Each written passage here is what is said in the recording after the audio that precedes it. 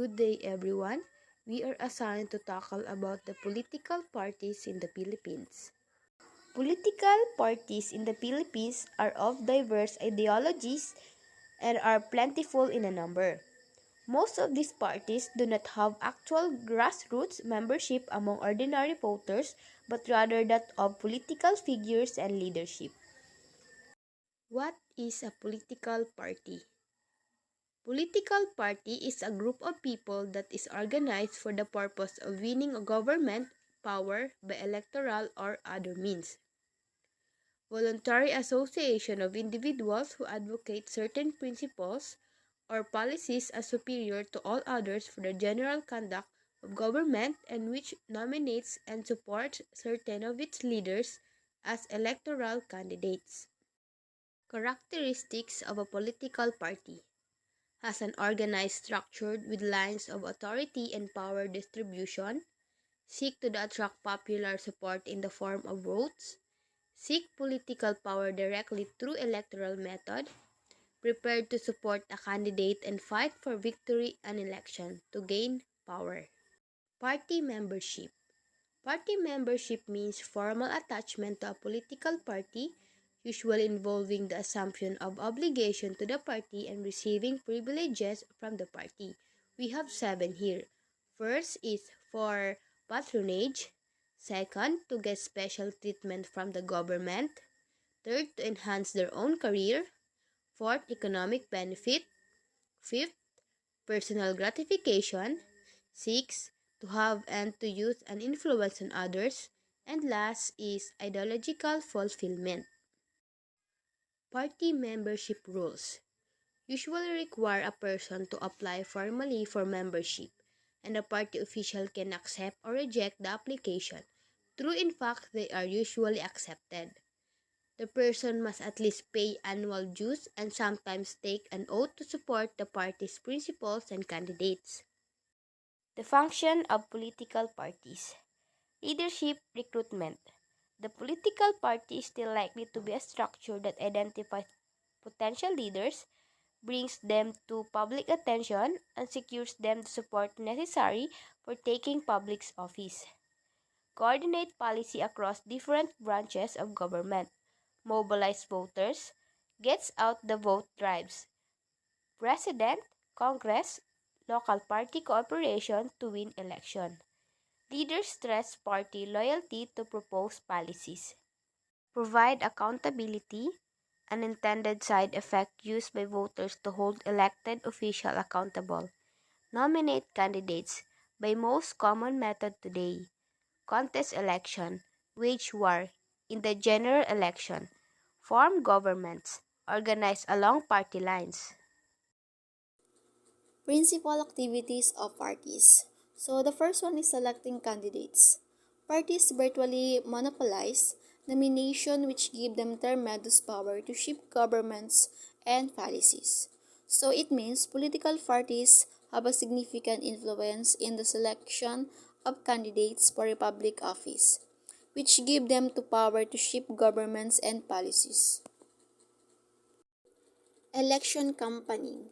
Those professionals hired by the candidates for substance fees organize high-tech campaigns that feature such up-to-date techniques and raising money by computerized direct email advertising. So professional campaigns organizer and are hired by the candidates to create high-tech campaigns that use costly techniques such as computerized direct email advertising to reach money and gain support. Next one is nominate candidates. Recruit, chooses, and represent candidates for a public office. So it means political parties are responsible for recruiting, choosing, and representing candidates for a public office. And the next one is inform and active supporters. Campaign, define issue, and criticize other candidates. So, political parties campaign, define issue, and criticize other candidates in order to inform the active and their supporters. The next one is govern. Members of government act according to their partnership or firm agency to a party. So once in the government, members act according to their partnership and firm agency to a political party. And the next one is act as a watchdog. So parties that are out of power to keep close eyes on the action of their party and power to blunder to use against them in the next election. So um, parties out of power to keep close eyes on the actions of the party and power to looking any mistake or blunders and can be used against them into the next election. Policy formulation. Those successful party finds out the people wants and find way to combine and address those demand. Specific policy inevitably begins to emerge in this processes. So the successful party listen to the demands of people and creates policy that address those demands. This process leads to emergency of specific policies that are designed to meet the needs of the people. Campaigning. In today's world of mass media, political consults that direct email advertising and parties still play a part ensuring the voters and register that they know the difference among the candidates and that they know when and where to vote on election day. So, the despite the prevalence of mass media and political consultants, political parties still play a crucial role in the ensuring that voters are registered, informed about the candidates, and aware of when and where to vote. So the next one is governing. The leader of the party winning the most votes take the top leadership role, works with the advice and cabinet form of his own party. So the leader of the party that wins the most vote takes on the top leadership, the rule and the work with the cabinet made up of members of their own party to govern. Some Philippine political parties. So we have the three types of parties in the Philippines, and these are the major parties who corresponding typical to traditional political parties. So in these parties that have been around for a long time and have a significant presence in the political landscape. And the next one is the minor parties or party list organizations who rely on the party list system to win congressional state. So in this state is this system allows smaller parties to have a voice in the government. And the next one is regional or provincial parties who corresponding a region-wide and province-wide organization respectively.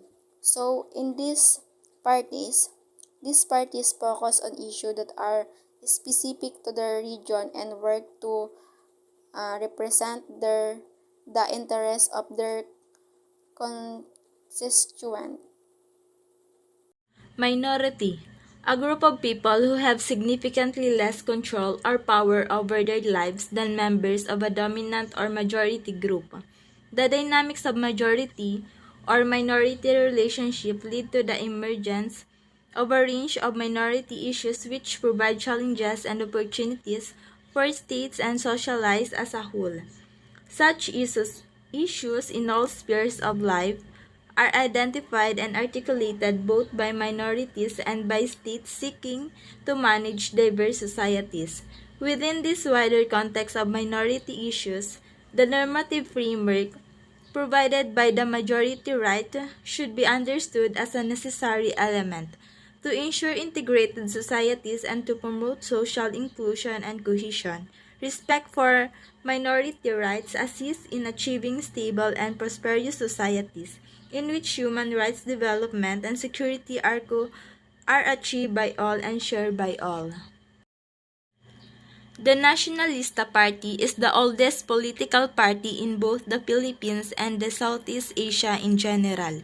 It is responsible for leading the country throughout the majority of the 20th century since its founding in 1907. It was the ruling party from 1935 to 1946 under President Manuel L. Quezon and Sergio Osmeña, 1953 to 1961, under Presidents Ramon Magsaysay and Carlos P. Garcia, and 1965 to 1972 under President Ferdinand Marcos.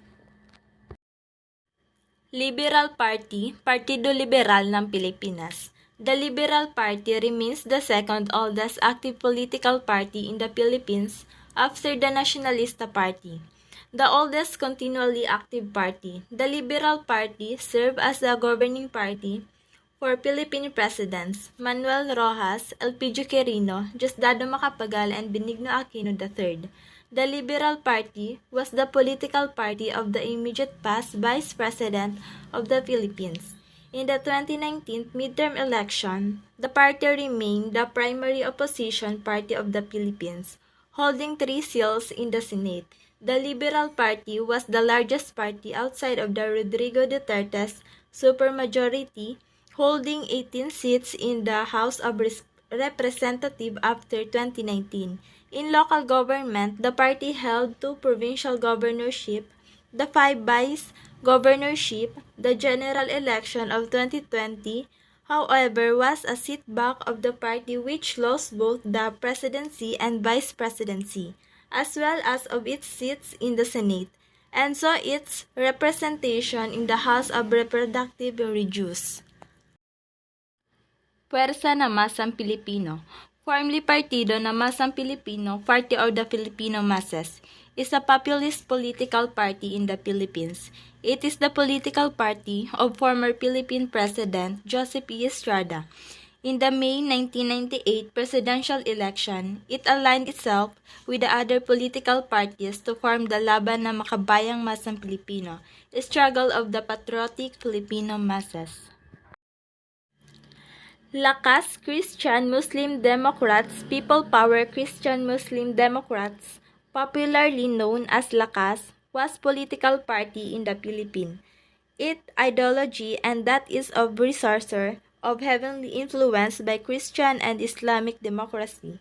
The party's influence on Philippine society is very wrong, especially after the People Power Revolution, which has held the country to elect 2 presidents from the party, namely Fidel V. Ramos, a United Methodologist, and Gloria Macapagal Arroyo, a Roman Catholic. Ideological parties. Ideological parties are based on a particular set of beliefs that usually involve socially, politics, and economy. Most of these parties have involved matrix ideas such as socialist labor, socialist worker, and communist parties. Economic protest parties arise in periods of economic trouble. They all of economic reforms. The Populist Party of the 1890s arose from the Greenbacks. They demanded public ownership of railroads, telephone and telegram companies along with political reforms. These parties disappear when the hard economic times end. Single-issue parties emphasize one public policy issue. For example, the Free Soil Party opposed the spread of slavery of the West. Most single-issue parties fade away when their issue is resolved, no longer attacks public interest. Splinter parties split away from one of the major parties. They are often centered on a particular candidate who fails to win or her major party nomination or arise from a strong disagreement within a major party. Minor parties play several important roles. Spoiler role. Minor party candidates can pull decisive votes away from one of the major parties' candidates, especially if the minor party candidate is from a splinter party. Critique. Minor parties, especially single-issue parties, often take stand on draw attention to controversial issue that the major party. Innovator. Often, minor parties will draw attention to important issues and propose innovative solutions to problems. If these proposals gain popular support, they are often integrated into the platforms of the two major parties. Party list system in the Philippines. First, the party list system in the Philippines, it is part of electoral process that enables small political parties and marginalized and underrepresented sector to obtain possible representation in the House of Representatives, which traditionally is dominated by parties with big political machinery. Second, the Gabriela Party List.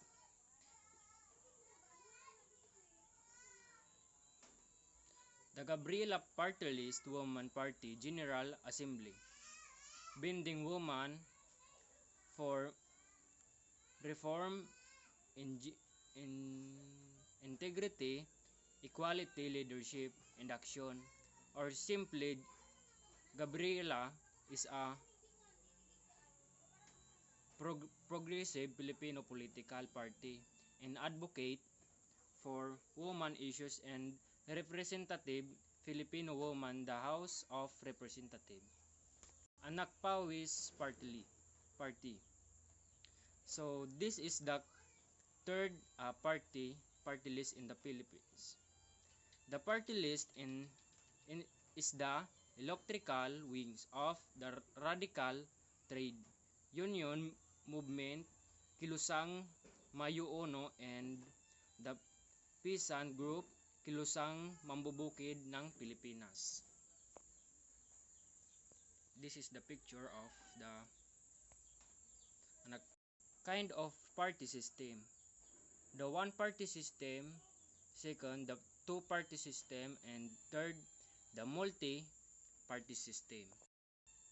The one-party system, only one party holds the power because it towers above the others or because it suppresses all other group, with two subtypes. The one-party democracy usually found in newly independent state. Second, that the Totalitarian Party in the communist state. A two-party system. The turnover system. The system wherein major political parties alternative which with each other in the exercise of political power. In the US, Democratic and Republican, and the Britain,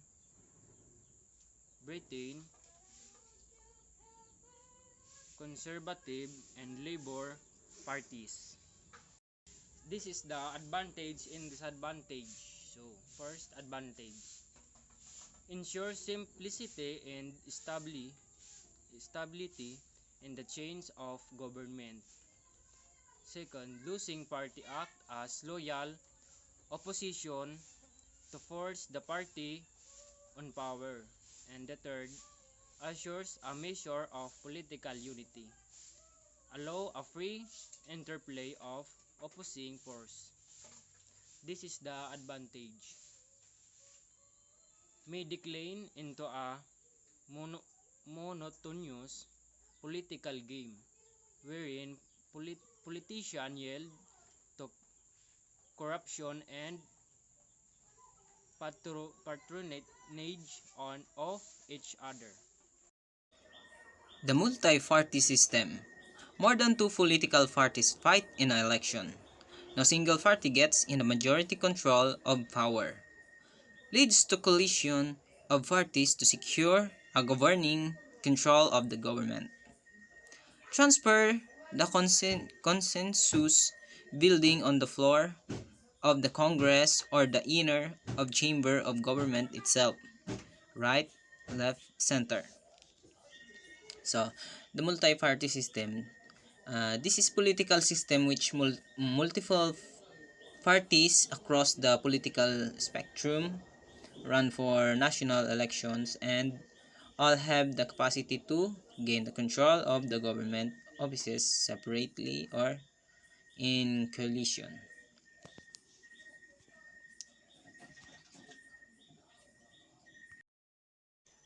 So also, the leftist reform-minded party which seek to change the existing condition in the country.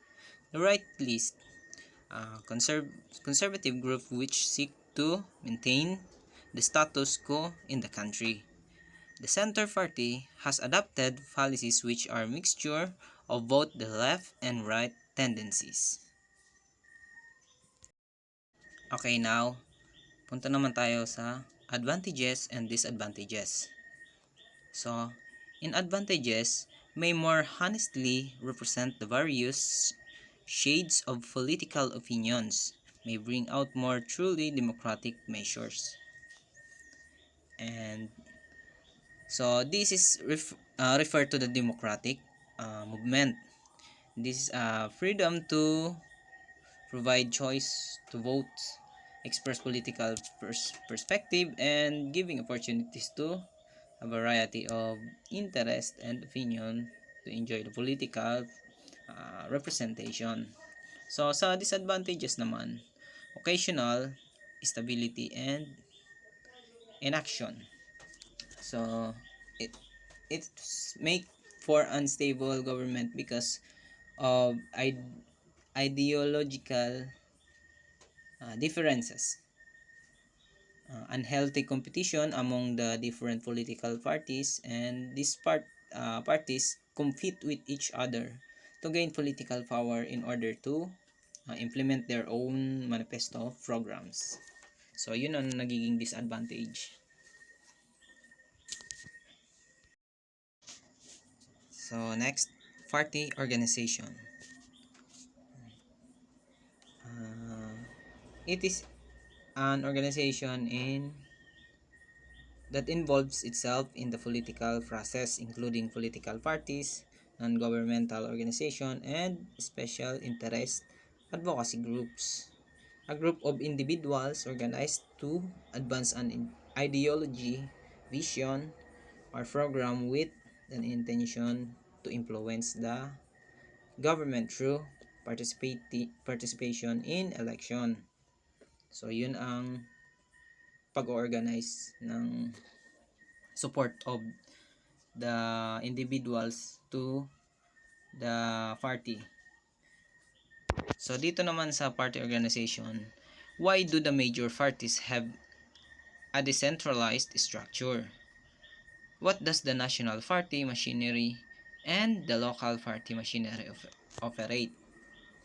What are the three components of parties? What are the future possibilities for the major parties? So, ito na yung mga napapaloob dun sa party organization. So, the decentralized nature of the parties. Both the major parties are highly decentralized and fragmented. Why? And why? The party out of power lack a strong leader. The government system distribute powers widely, in turn causing the parties to be decentralized.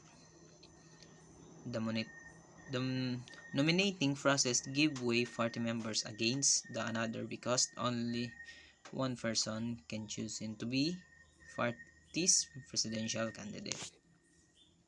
So, yung centralization of the power is important because it controls the misuse of power by not having all the power rest with only one government organ. It also create more opportunities for the people to participate in the political life of the nation by being involved in decision making. So, yun.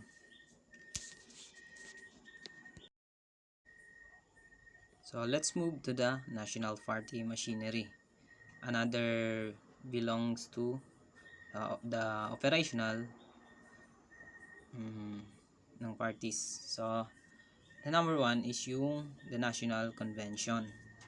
So, National Convention parties national voice meets in the summer of the every presidential election year to nominate the party's presidential and vice presidential candidates. So, sa national chairperson naman is their duty is to oversee party operation election strategy.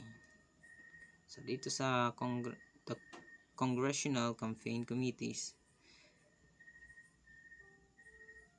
is elect its presiding officers, canvass of presidential votes. They are made by lawmaker, monitoring and ongoing governmental operation suitable for legislative. So, sa national committee naman is between conventions, it handles the party's affairs. Appear to have powerful, but it doesn't have much.